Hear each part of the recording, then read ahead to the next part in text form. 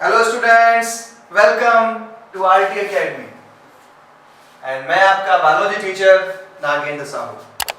आई hope आप सभी लोग अच्छे से होंगे एंड हमारे इस चैनल को लाइक, सब्सक्राइब एंड शेयर जरूर कर रहे होंगे। करते रहिए और अच्छे अच्छे वीडियोस, अच्छे अच्छे टॉपिक्स पे देखते रहिए। तो 11th के लिए हमारा जो चैप्टर स्टार्ट किया था हमने सेल, जिसे हमने द यूनिट ऑफ लाइफ बोला, बिकॉज सेल से ही सारे ऑर्गेनिज्म बने हुए, चाहे वो प्लांट्स हो या एनिमल्स हो या बैक्टीरिया क्यों ना हो। उस चैप्टर में हमारा जो टॉपिक लास्ट वीडियो में हमने देखा था, वो लास्ट टॉपिक हमारा बेस था एक तरीके का इंट्रोडक्शन ऑफ सेल पे, जहां पर मैंने आपको सेल की डिस्कवरी के बारे में बताया था, जहां पर Robert Hooke, Antony von Leeuwenhoek जैसे साइंटिस्टों ने मिलकर के एक सेल की डिस्कवरी करी थी। वहां हम इतना ही जान पाए कि हाँ, अर्थ पे जो ऑर्गेनिज्म है, चाहे वो यूनिसेलुलर हो या फिर मल्टीसेलुलर हो, वो सेल से बना है। अभी इतना जान पाए थे। इसके बाद हमने एक चीज जानी कि स्वान एंड आपके थियोडोर स्वान एंड स्लाइडर ने मिलकर के एक सेल की कॉमन डिफिनेशन बनाई और उस सेल की कॉमन डिफिनेशन को सेल थ्योरी नाम दिया गया। क्लियर? सेल थ्योरी में एक साइंटिस्ट और आए जिनका नाम था रुडोल्फ विर्चो। उन रुडोल्फ विर्चो ने ओमनिसेलुला एसेलुला टर्म दिया, टर्म जोड़ा, जिसका मतलब था all new cell arises from pre existing cell. ये हमने लास्ट टर्म पे स्टडी किया था।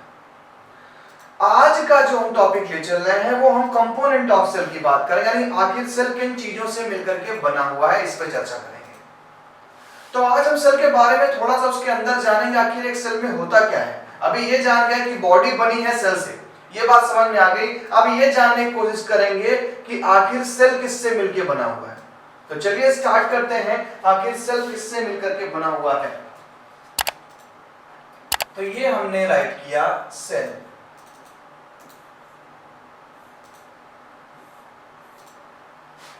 एक सेल को अगर हम रफली यहां पे ड्रॉ करें,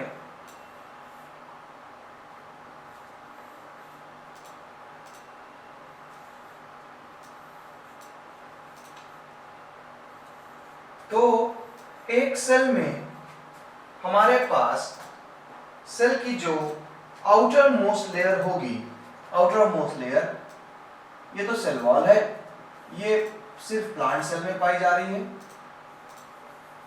बाकी ये जो आप इनर मोस्ट लेयर देखते हैं, ये सेल मेम्ब्रेन है।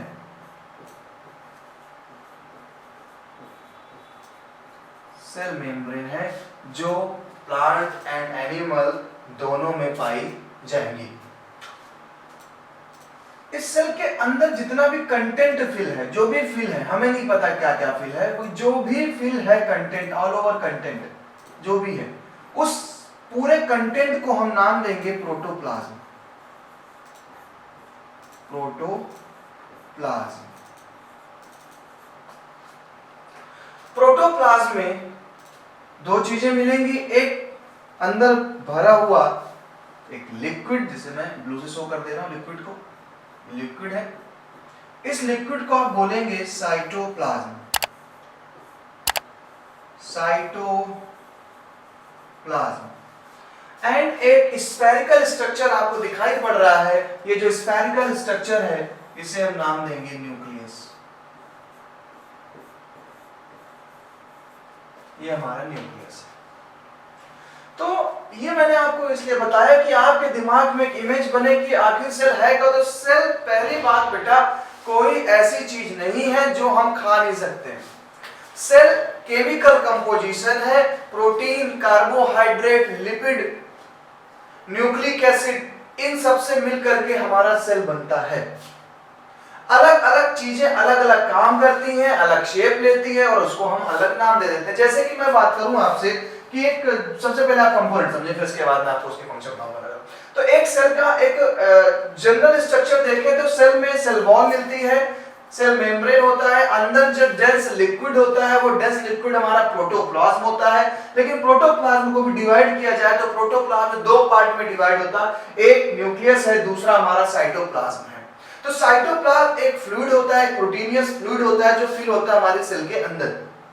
क्लियर? तो जनरल अगर आप क्राइटेरिया करेंगे तो एक मैं फ्लो चार्ट ड्रा करता हूं जो आपको हेल्प करेगा सेल को जानने में। तो सबसे पहले मैंने क्या लिखा कि एक हमारी जो सेल है उस सेल के 3 कंपोनेंट्स और 2 कंपोनेंट्स पहले बना रहे। देखिए सबसे पहले आप राइट करिए cell wall and cell membrane. Cell wall and cell membrane पहली चीज आपने बनाई जो आउटर मोस्ट एक तरीके की बाउंड्री है। एंड सेकेंड थिंग आपकी आएगी प्रोटोप्लाज्म। प्रोटोप्लाज्म यानी दो चीजें हमको मिलती हैं, एक सेल में cell wall and cell membrane होती है, एक आउटर मोस्ट बॉर्डर है उसका, एंड प्रोटोप्लाज्म अंदर फिर एक कंटेंट होता है, इसे बोलते हैं प्रोटोप्लाज्म। फिर मैंने आपसे क्या बताया कि प्रोटोप्लाज्म बेटा दो चीजों का कॉम्बिनेशन है। क्या है? एक हमारा है cytoplasm and another thing is nucleus.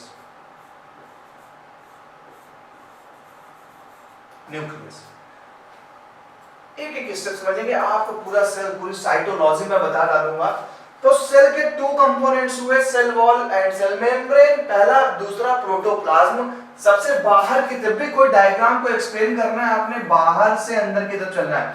जब आप बाहर से अंदर की तरफ जाएंगे तो सबसे पहले आपको सेल वॉल मिल रही है in plant cell, but animal cell में सिर्फ आपको सेल मेम्ब्रेन मिलेगी। तो बाहर से अंदर आने पे सेल वॉल मिली, सेल मेम्ब्रेन मिली, अंदर पहुंचे तो जो कंटेंट फिल था उस पूरे कंटेंट को हमने नेम दिया protoplasm.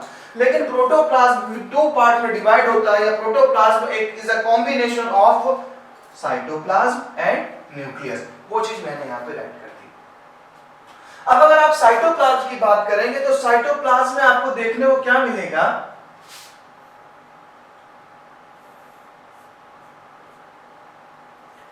Active cell organelles and inactive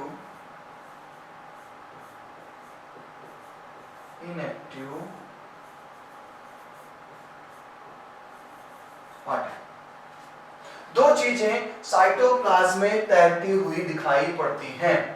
first is active cell organelles and second thing is inactive particles. Active cell organelles का काम क्या है? आपके घर में हर एक जो भी मेंबर हैं उन मेंबर का काम अप्रोक्सीमेटली डिवाइड होता है। पापा हमारे घर की इकोनॉमी पे नजर रखते हैं कि कैसे हमें इकोनॉमिक स्ट्रॉन्ग करना है फैमिली को, उसके लिए वो जॉब कर रहे हैं या बिजनेस कर रहे हैं। हमारी जो मदर होती है उनका एक रोल मॉडल होता है हमारे घर में कि भाई हमारे खाने पीने का इंतजाम करना, ये सारी चीजें हर एक पर्सन का एक रोल है। और आप लोग शरारत करने का काम करते होंगे, क्यों? ठीक है, तो हर एक पर्टिकुलर ऑर्गेनिज्म का रोल होता है और जब सब लोग मिलके काम करते हैं तो एक घर बन पाता है। क्लियर? ऐसे ही कुछ हमारी सेल करती है। सेल के अंदर भी बहुत सारे लोग लगे हुए हैं जिनका अपना अपना काम है। Cell wall and cell membrane protect कर रही सेल को, भाई घर की दीवार की तरह है, प्रोटेक्ट कर रही सेल कहीं स्प्लिट ना हो जाए, सेल खत्म ना हो जाए। अंदर भरा प्रोटोप्लाज्म उस सेल को जिंदा रखने के लिए सारी एक्टिविटीज को कर रहा है कि सेल जिंदा रहे। प्रोटोप्लाज्म में साइटोप्लाज्म आए तो आपको साइटोप्लाज्म में दो चीजें मैं बता रहा हूं, क्या? एक एक्टिव सेल ऑर्गेनल्स, दूसरा क्या है? Inactive particles. Active cell organelles में है क्या? एक्टिव सेल ऑर्गेनल्स जितने भी सेल ऑर्गेनल्स आपने पढ़े हुए लाइक माइटोकॉन्ड्रिया, ये तो हम लोग 9th में पढ़ चुके हैं, लाइक माइटोकॉन्ड्रिया, प्लास्टिड, इसलिए ज्यादा इसमें नहीं बताऊंगा, कॉमन चीजें जितने भी सेल ऑर्गेनल्स है, mitochondria, plastid, ribosome, Golgi body, endoplasm, reticulum, सबका अपना अपना काम है इसलिए ये एक्टिव है, क्योंकि इनका कोई काम है। एक्टिव वही होगा जिनका कोई काम होगा। मुर्दे कभी एक्टिव नहीं हुआ करते, क्यों? क्योंकि वो इनएक्टिव पड़े हैं, खत्म, उनका कोई रोल नहीं रहा। तो ऐसे ही साइटोप्लाज्म में जो एक्टिव है, जो कुछ ना कुछ काम कर रहे हैं, वो है हमारे cell organelles like mitochondria, plastid. जो काम नहीं कर रहे हैं, पड़े हुए हैं, उन्हें हमने इनएक्टिव पार्टिकल्स बोला। थोड़ा लेवल हाई करके इसके लिए एक टर्म यूज करेंगे, तो मैं इसके लिए एक टर्म यूज करूंगा मेटाबोलाइट्स।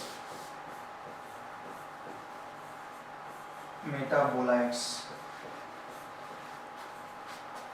ये है क्या मेटाबोलाइट्स? थोड़ा लेवल हाई करके बताया आपको 11 के बिहार पे। मेटाबोलाइट्स का मतलब होता है मेटाबॉलिज्म प्रोसेस के थ्रू कुछ ना कुछ केमिकल्स बनते हैं सेल के अंदर। वो केमिकल परफ्यूम हो सकता है, यानी कि सेंट आप कह सकते हैं, जैसे कि फ्रेग्रेंस आती है रोज में, वो उसका मेटाबोलाइट्स है, इनएक्टिव पार्टिकल्स है, ऑयल है, ओके, एंड नेक्टर है, यानी शहद बनाने के लिए जो फूलों का रस है वो भी।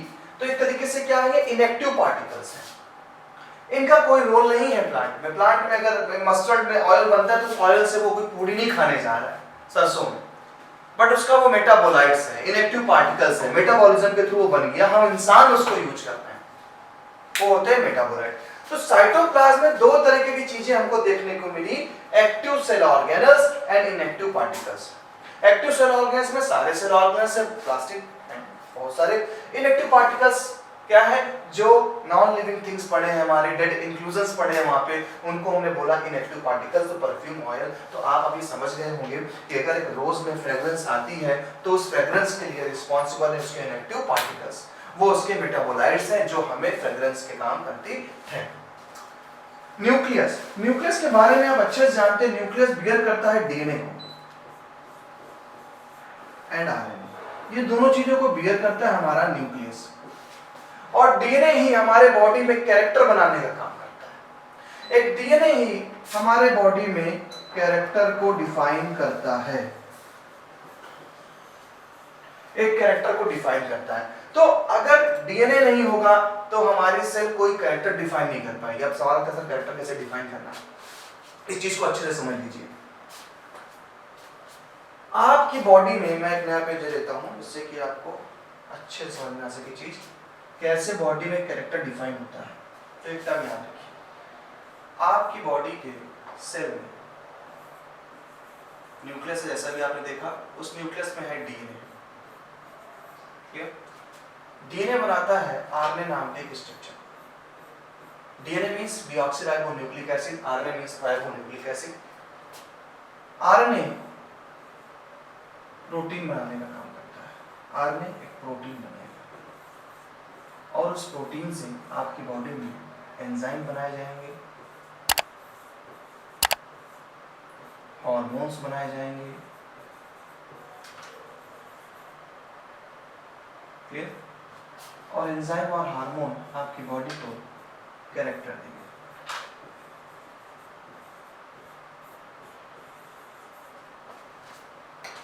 मीन्स अगर एक ऑर्गेनिज्म में कोई कैरेक्टर बनता है तो उसके लिए इतनी बड़ी राजनीति चलती है। जैसे आप कहते हैं कि मेरी हाइट ज्यादा है, भाई बहुत से लोग ऐसे होंगे जिनकी हाइट ज्यादा होगी, मेरी भी थोड़ी हाइट ज्यादा है। आप अगर हाइट की बात करते हैं तो एक पर्सन आपको दिखता है और आप कहते हैं ये देखिए लंबे वाले सर हैं, ठीक है, समझिए। आपने उस टीचर को डिफाइन किया उसकी हाइट से, हाइट उसका कैरेक्टर बना रही है, तो आप उस टीचर को आइडेंटिफाई करते हैं उसके हाइट से, वो देखो लंबे वाले सर है। लंबापन यानी हाइट मतलब कि टॉलनेस, टॉलनेस उन टीचर का कैरेक्टरिस्टिक है। हाइट बढ़ी कैसे? हाइट बढ़ती है ग्रोथ हार्मोन से, ग्रोथ हार्मोन। हाइट बढ़ती है ग्रोथ हार्मोन से। ये ग्रोथ हार्मोन है क्या? एक तरीके की प्रोटीन है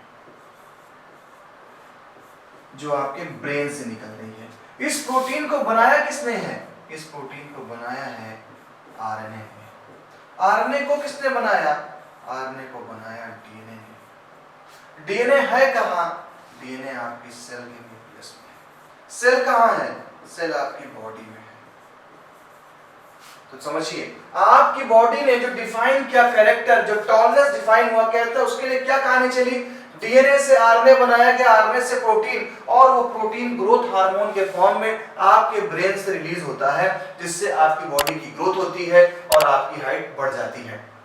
तो यहाँ पर मैं वही समझाना चाह रहा हूँ, जब कभी भी किसी भी ऑर्गेनिज्म का कोई भी कैरेक्टरिस्टिक हो, किसी का कलर फेयर है, किसी का कलर डल है, किसी की आईज ब्लैक है, किसी की ब्राउन है, किसी की ब्लू है ना, तो ये सारी चीजें, ये सारे कैरेक्टर इस फॉर्म में बनाए जाते हैं। यानी अगर किसी के पास सेल नहीं है तो सिंपल सी बात है, वो कैरेक्टर डिफाइन नहीं कर सकता है। अगर सेल है तो सेल के अंदर मौजूद डीएनए आरएनए को बनाता है, आरएनए प्रोटीन बनाता है, प्रोटीन हमारे एंजाइम्स और हार्मोन्स को बनाती है, और हमारी बॉडी में क्या होती है, ग्रोथ होती है, जिससे हमारी बॉडी में कैरेक्टर, तो ऐसा हर एक कैरेक्टर इसी तरीके से हमारी बॉडी में डिफाइन होता है। तो आप ये चीज हमेशा याद रखिएगा कि कभी भी कोई आपसे पूछे कि अरे यार मेरी तो उनका कलर फेयर है जबकि दूसरे का कलर डल है, तो आप उसको ऐसा ही डिफाइन करेंगे। कैसे कि भाई मुझे पता है इसका राज क्या है। आप बोलेंगे देखिए भाई आपकी बॉडी में सेल है, वो कहेगा हाँ भाई सेल है। वो कहेगा भाई आपके सेल, सर ने हमारे पढ़ाया है कि सेल के कंपोनेंट में, सेल में न्यूक्लियस होता है, कहेगा हाँ भाई मान लिया। फिर कहेगा भाई डीएनए सेल के अंदर न्यूक्लियस में होता है, वो डीएनए तुम उसको समझाओगे कि डीएनए से आरएनए बनेगा, आरएनए से प्रोटीन बनेगा, और प्रोटीन से एंजाइम और हार्मोन्स बना जाते हैं जो आपकी बॉडी के कैरेक्टर को डिफाइन करते हैं। अच्छा कहेगा भाई एग्जांपल दीजिए, तुम कहो यार ऐसा करो, तुमने बहुत से सुने होंगे लोगों को डायबिटिक पेशेंट है, डायबिटीज क्यों हो रही है, उसके बॉडी में इंसुलिन हार्मोन नहीं बन रहा है, आ गया ना इंसुलिन हार्मोन। यानी अगर किसी की बॉडी में इंसुलिन हार्मोन नहीं बना तो उसको डायबिटीज हो जाती है, उसको डायबिटीज होती है। क्या मैटर हो गया, मैटर ये हो गया कि जो हार्मोन को बनाने वाला कोई प्रोटीन नहीं है, कोई प्रोटीन मतलब कोई आरएनए नहीं था, कोई आरएनए नहीं यानी कि ऐसा डीएनए उसके पास नहीं था जो ये इंसुलिन हार्मोन को बनाए, तो ये भी एक कैरेक्टरिस्टिक हो गया। ऐसे हमारी बॉडी में हमारा न्यूक्लियस हमारे पूरे बॉडी के कैरेक्टर को देखता है, उसको डिफाइन करता है। तो अब आपके समझ में आ गया होगा किसी की बॉडी में कोई भी कैरेक्टर है, वो कैरेक्टर किस तरीके से डिफाइन किया जाता है। चलिए अपने वापस पेज पर। तो जैसा कि मैंने आपको सेल के कंपोनेंट के बारे में बताया था, तो मैंने बोला था सेल के 2 कंपोनेंट्स होते हैं, cell wall and cell membrane and protoplasm. सबसे पहले इन दो को रखना है। Cell wall and cell membrane एक तरीके की प्रोटेक्टिव लेयर है हमारे सेल की, ये नहीं होंगी तो सारा का सारा अंदर का प्रोटोप्लाज्म फैल जाएगा, जैसे रायता फैल जाता है, और फैल गया तो सेल तो डेड हो जाएगी। प्रोटोप्लाज्म पे पहुंचे तो पता चला भाई कि inside the cell dense liquid is filled called protoplasm. Protoplasm के 2 पार्ट हमें दिखे, क्या दिखा, एक हमें साइटोप्लाज्म मिला, दूसरा न्यूक्लियस। साइटोप्लाज्म क्या है, लिक्विड है। तो आप कहेंगे सर प्रोटोप्लाज्म भी लिक्विड था, साइटोप्लाज्म भी लिक्विड है, तो दोनों में डिफरेंस क्या है? तो दोनों में डिफरेंस सिर्फ इतना है कि protoplasm is a combination of cytoplasm and nucleus. जैसे कि एक बाउल आपको देते हैं, उस बाउल में शुगर सॉल्यूशन है और आपका फेवरेट एक काला जाम पड़ा हुआ है। अभी बाउल के अंदर जितना भी कंटेंट है विथ काला जाम and sugar solution, that's mean चाशनी, दोनों को मिला करके आप बोलेंगे सर जो भरा है अंदर ये प्रोटोप्लाज्म है। अभी लेकिन उस प्रोटोप्लाज्म से, उस बाउल से हमने रसगुल्ले को हटा दिया, अब जो केवल लिक्विड बचा यानी केवल जो हमारा शुगर सॉल्यूशन है यानी चाशनी, वो हो गया साइटोप्लाज्म। रसगुल्ले को ऐड कर दिया मींस न्यूक्लियस ऐड हो गया तो बन गया प्रोटोप्लाज्म। तो वही चीज मैंने बताई कि protoplasm is a combination of cytoplasm and nucleus. अगर प्रोटोप्लाज्म में न्यूक्लियस नहीं है तो साइटोप्लाज्म बचा, और अगर न्यूक्लियस है तो प्रोटोप्लाज्म है। साइटोप्लाज्म जब आप पहुंचे तो आपने देखा साइटोप्लाज्म में भी 2 चीजें देखने को मिलेंगी, एक्टिव सेल ऑर्गेनल्स है एंड इनएक्टिव पार्टिकल्स है। अब जब एक्टिव सेल ऑर्गेनल्स की बात करोगे तो यहाँ पर माइटोकॉन्ड्रिया हो गया, प्लास्टिड हो गया, सारे एक्टिव सेल ऑर्गेनल्स हैं। इनएक्टिव पार्टिकल्स में जो भी उसका मेटाबोलाइट्स है, जो भी उसका प्रोडक्ट है, जैसे कि परफ्यूम हो गया, ऑयल हो गया, नेक्टर हो गया, ये सारी चीजें क्या है, ये उसके इनएक्टिव पार्टिकल्स होते हैं। न्यूक्लियस जैसा कि मैंने बताया कि सेल के अंदर हमारा यानी कि साइटोप्लाज्म के साथ जो न्यूक्लियस भाई साहब है, ये न्यूक्लियस क्या रख रहा है, डीएनए एंड आरएनए रखता है, ये कैरेक्टर को कंट्रोल करता है। कैसे कंट्रोल करता है मैंने आपको बताया। चलिए ये तो एक बेसिक मैंने आपको सेल के बारे में बताया कि अब आप अगर कभी सेल की चर्चा करते हैं तो सेल का एक इमेज बन जाए आपके ब्रेन में, इसलिए मैंने इसको अपने स्टाइल पे पढ़ा है, नहीं तो मैं एनसीईआरटी पे चलता। ये मुझे अपने स्टाइल पे से लेकर चलना पड़ा कि एक इंट्रोडक्शन सेल से आपका हो गया। अब आपके दिमाग में एक चीज बन गई कि हाँ अगर कोई सेल है तो cell is a chemical composition. Cell के दो पार्ट्स हमने हमें बताए हैं, एक उसकी बाउंड्री, अंदर भरा हुआ लिक्विड। बाउंड्री में चलिए अब आप वो केमिकल से कोरिलेट करते हैं कि कैसे हमारे केमिकली, जैसा कि मैंने बोला कि हम लोग सेल खा जाते हैं, डेली सेल खाते हैं, तो क्यों खा जाते हैं, कैसे खाते हैं, क्यों खा रहे हैं। देखिए सबसे पहली बात करेंगे सेल वॉल पे। सेल वॉल, सेल वॉल जो कि आउटर मोस्ट लेयर होती है, प्लांट सेल में सिर्फ पाई जाती है, केमिकल से बनता है, इसे बोलते हैं सेलुलोज। ये आपने बचपन से पढ़ता है कि what is the chemical composition of cell wall. तो सेल वॉल का जो केमिकल कंपोजिशन होता है वो क्या होता है, सेलुलोज। सेलुलोज है क्या, सेलुलोज एक तरीके का कार्बोहाइड्रेट है, कार्बोहाइड्रेट एक कार्बोहाइड्रेट है, और कार्बोहाइड्रेट से आप अच्छे से वाकिफ होंगे। कार्बोहाइड्रेट यानी कि ग्लूकोज जैसा।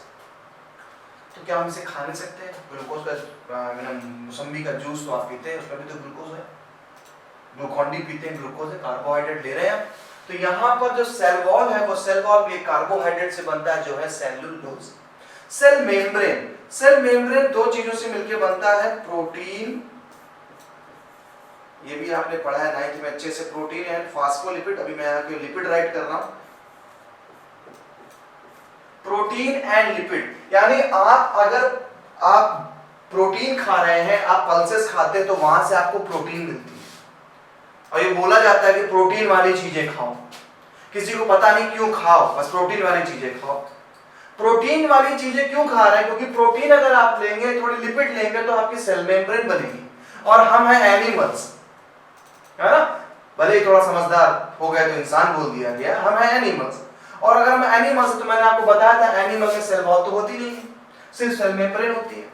अभी जब सेल मेम्ब्रेन बनानी है आपको तो प्रोटीन की जरूरत पड़ेगी।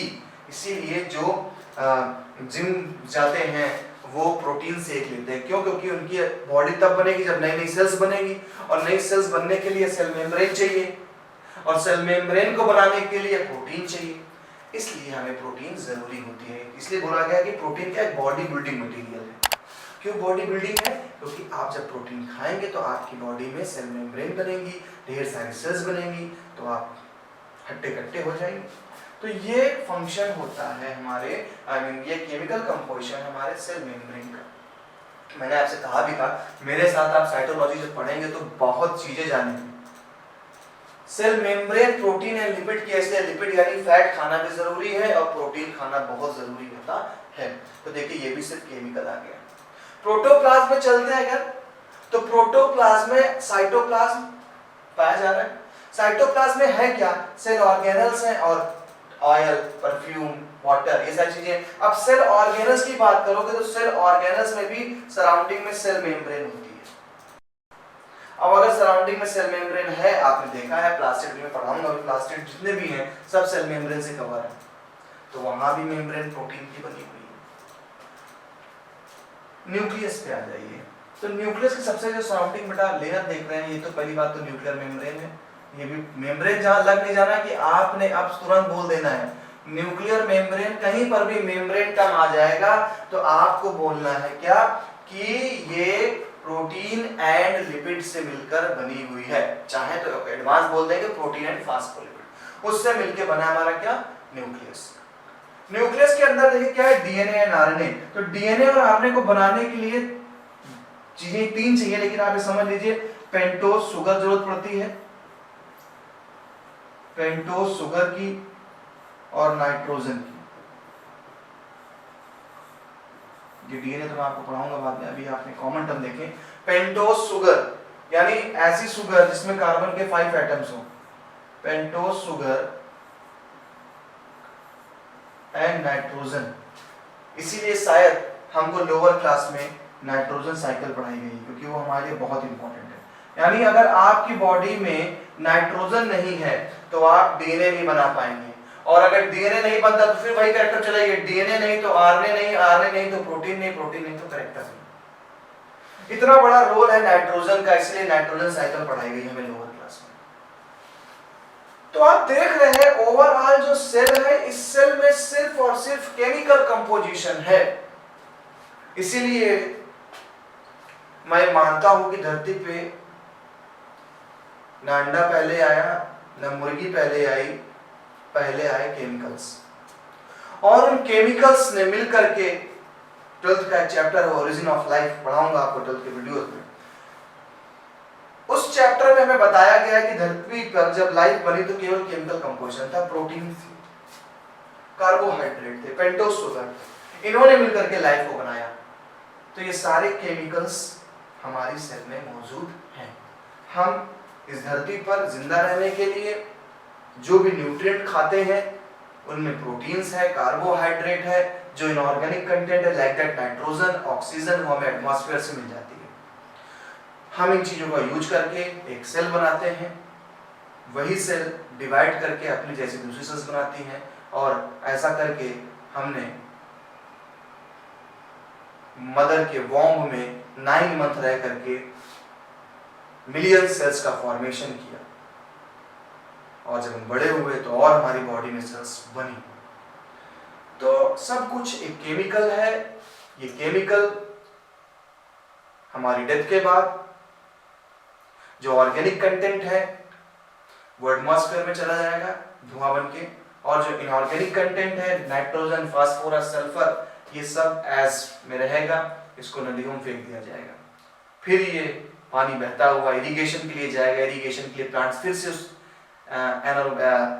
मिनरल्स को एब्जॉर्ब करेंगे, फिर से प्लांट बनेगा, फिर से लोग उन सब्जियों को खाएंगे। ये साइकिल चलती रहती है। तो ये आपके ब्रेन में इमेज बन जानी चाहिए कि सेल है क्या। सेल कोई बहुत बड़ी हवा नहीं है, आप और हमारी बॉडी सेल से ही बनी हुई है। हम न जाने कितनी सेल्स खा जाते हैं। आप सोच लीजिए कि अगर आप सैलेड में एक अनियन खाते हैं तो एक अनियन में आप लाखों सेल्स खा जाते हैं। एक छोटे से पीस में हजारों लाखों सेल्स खा गए। एक प्याज अगर खा रहे हैं तो लाखों सेल्स आप खा गए। लाखों सेल्स खा गए तो सोचिए क्या क्या खा गए। सेल वॉल खा गए, सेल मेम्ब्रेन खा गए, प्रोटोप्लाज्म खा गए, साइटोप्लाज्म खा गए, न्यूक्लियस, माइटोकॉन्ड्रिया, क्लोरोप्लास्ट, सब कुछ खा गए। तो ये है सेल। क्लियर? आई होप आपके समझ में आ गया होगा कि सेल क्या चीज होती है। अब आपको एक जनरल आइडिया मिल गया कि हाँ यार सेल ये चीज होती है। बाउंड्री से स्टार्ट करना है, बाहर से अंदर की तरफ। बाहर सेल वॉल, सेल मेम्ब्रेन मिले, अंदर प्रोटोप्लाज्म मिल रहा है आपको, अंदर ढेर सारे सेल ऑर्गेनल्स मिल रहे हैं, और इस तरीके से एक सेल का फॉर्मेशन होता है। अब अगर बात करें सेल में, तो एक खास चीज हमारे पास न्यूक्लियस है। न्यूक्लियस सबको नहीं दिया गया है। धरती पे कुछ ऐसी भी सेल्स हैं जिनमें डीएनए तो होता है लेकिन वो डीएनए न्यूक्लियस में बंद नहीं होता है। ऐसे ऑर्गेनिज्म को अलग किया गया, और वो ऑर्गेनिज्म मैं आपको दिखाता हूं वो कौन से थे। तो सब on the basis of the cell organelle, presence of cell organelles and nucleus, धरती पे 2 तरीके की सेल मिली हमको। चलिए ये भी जान लेते हैं। धरती पे जब हमें 2 तरीके की सेल मिली तो एक सेल हमें मिलती है प्रोकैरियोटिक सेल, एक सेल हमें मिली प्रोकैरियोटिक सेल, दूसरी सेल हमें मिली यूकैरियोटिक सेल। आप देख रहे हैं काफी सिंपल स्ट्रक्चर दिख रहा है आपको इस ग्रीन वाले पार्ट में, जो कि एक बैक्टीरिया है। एक जो भी बैक्टीरिया होते हैं वो अप्रोक्सीमेटली इसी इंटरनल स्ट्रक्चर सब कुछ सेम होता है। साथ ही साथ आप देख रहे हैं तो ये सेल्स काफी कॉम्प्लेक्स दिखाई पड़ रहे हैं, कई सारे कलरफुल स्ट्रक्चर दिखाई पड़ रहे हैं यहाँ पर। तो आप अगर इस सेल की बात करते हैं प्रोकैरियोटिक, तो प्रो का मतलब होता है बेटा पहले, प्रिमिटिव, पहले। ये धरती पे सबसे पहले पाई जाने वाली सेल थी, इसलिए इसको नाम पड़ गया प्रोकैरियोट। और आप अच्छे से जानते हैं जो चीज पहले आएगी वो सिंपल होगी। पहले के जमानों में फोन्स तो थे ही नहीं, धीरे धीरे आप देखेंगे फोन की टेक्नोलॉजी बढ़ती चली जा रही है, लेकिन जो पहला फोन था वो सिंपल ही था। आज के फोन कॉम्प्लेक्स हो रहे हैं, आज की कार कॉम्प्लेक्स हो रही है। तो पहली जो सेल्स थी वो सिंपल थी, उनके पास न्यूक्लियस जैसी कोई चीज नहीं थी। आप देख रहे हैं कितना हैवी कंटेंट है इसमें, पिज्जा जैसा दिखाई पड़ रहा है आपको। ये एक सेल है, ये कंटेंट आप देख रहे हैं इस बैक्टीरिया में बिल्कुल ही नहीं है। बैक्टीरिया में सिर्फ अंदर हमें एक क्वाइड हाईली स्ट्रक्चर दिखाई पड़ रहा है जिसे हम डीएनए कहते हैं, जबकि यहां पर कॉम्प्लेक्स है। क्यों? क्योंकि ये प्रिमिटिव थे, पहले बने थे, बाद में जो बना वो होगा यूकैरियोटिक। यू का मतलब होता है ट्रू। यहां यू का जो मतलब है वो यू का मतलब है ट्रू। ट्रू मतलब सच्चा, और सच्ची सेल वो होगी जहां पर न्यूक्लियस होगा। तो फर्दर फ्यूचर में हमारा ब्रेन हमारे साथ एक गेम खेलता है, हम प्रोकैरियोट और यूकैरियोट में डिफरेंस भूल जाते हैं। हमें लगता है प्रोकैरियोट में न्यूक्लियस होता है, यूकैरियोट में न्यूक्लियस नहीं होता। तो याद रखिएगा, उस स्केल को उल्टा करना है आपने। यू से ट्रू याद रखिएगा, यू का मतलब होता है ट्रू। किसी भी जगह यू लग जाएगा टर्म तो ट्रू होता है, और ट्रू वही है जहां न्यूक्लियस है।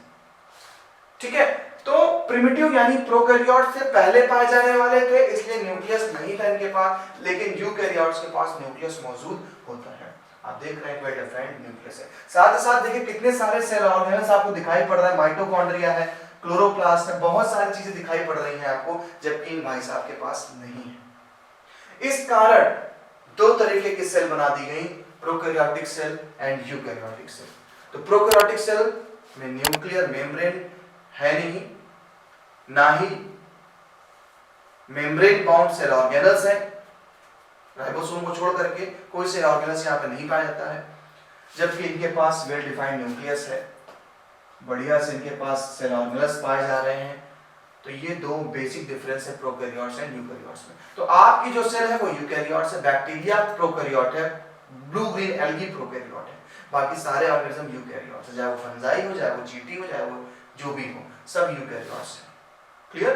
तो आज हमने जो जाना, उस लेक्चर में जाना कि आखिर एक सेल के पार्ट कितने होते हैं, हमें वो अच्छे समझ में आया। मैंने आपको बताया, केमिकल से कोरिलेट कराया कि जो भी सेल है उस सेल में केमिकल्स मौजूद होते हैं, इसलिए हमें इनसे डरना नहीं है।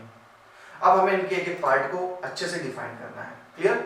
मैंने आपको प्रोकैरियोट और यूकैरियोटिक टाइप्स बताया, यानी कि सेल में न्यूक्लियर मेम्ब्रेन के प्रेजेंस एंड एब्सेंस के बिहाफ पे दो तरीके की क्या होती हैं, सेल होती हैं, एक प्रोकैरियोटिक सेल एंड एक क्या हुई, यूकैरियोटिक सेल होगी। क्लियर? चलिए आगे ऐसे ही वीडियोस आते रहेंगे, आप लाइक शेयर सब्सक्राइब करते रहें। मुलाकात करेंगे नेक्स्ट लेक्चर में। हमारा नेक्स्ट टॉपिक होगा, अब हम डिफाइन कर रहे हैं आपको प्रोकैरियोटिक सेल के बारे में। नेक्स्ट लेक्चर सीधे सीधे प्रोकैरियोटिक सेल में होगा, प्रोकैरियोटिक सेल की पूरी डिटेल दूंगा मैं आपको। क्लियर? चलिए बाय बाय।